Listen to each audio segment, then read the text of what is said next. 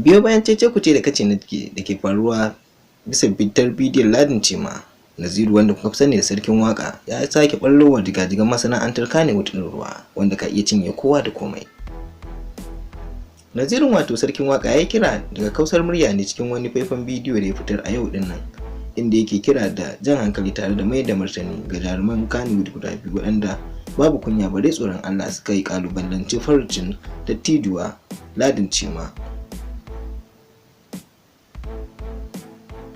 Sun yi hakan ne domin rufe barakar da ke faru a masana'antar ta Kannywood ta yadda ba sa tausayi bari kyautatawa ga waɗanda suka wahalta wa masana'antar ta Kannywood tun da jajayen sabonsu har izuwa lokacin dattijantaka.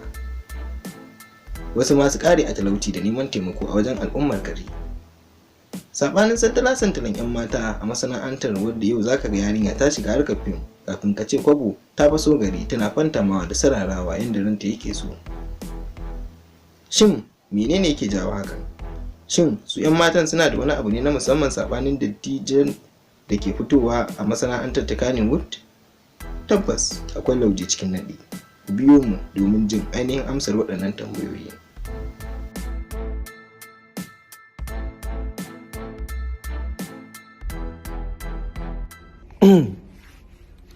Assalamu alaikum jama'a, barkanmu da dare.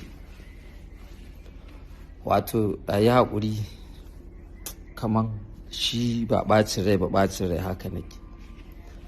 Wannan magana ta Ladini yanzu nan nake haɗu da ita a social media. Gaskiyan magana 'yan fim ba Allah a ranku. Babu kwata-kwata waɗanda suka yi magana suka yi against maganan matan nan da ta yi, wallahi ba Allah a ranku. Babu yanzu kamar waɗanda na ga maganganunsu biyu, Nuhu da falalu dan Allah dan annabi ku ne za ku ce ba ku san anewa mutanen nan anewa dattijan nan wannan abun ba, su tashi aiki a ɗau 2,000 1,000 ko a ce musu za a kira su. Haba ita kalla mu ji tsoron Allah man. Kun san ku danna subscribe sannan ku taɓa alamar ƙararrawar sanarwa domin sanar da ku da zarar mun dora sabon